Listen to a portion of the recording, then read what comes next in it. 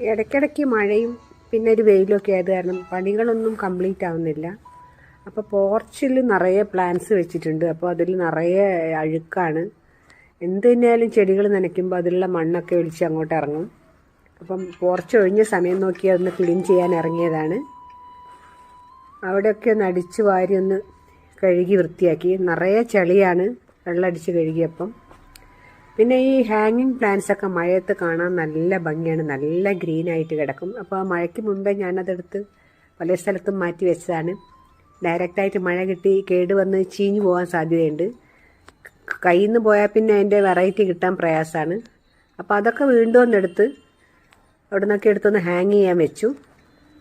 കുറച്ച് റിസ്ക്കാണ്, കുറച്ച് ഹൈറ്റ് ഉള്ളതായതുകൊണ്ട് അവിടെയൊക്കെ ഒന്ന് തൂക്കിയിട്ടു. അപ്പോൾ എല്ലാം ചെയ്ത് നോക്കിയപ്പം അതൊന്ന് ഡിസോർഡർ ആയിട്ടാണുള്ളത്. അപ്പോൾ ചെറുതായിട്ടൊന്ന് ട്രിം ചെയ്തു എല്ലാവരെയും.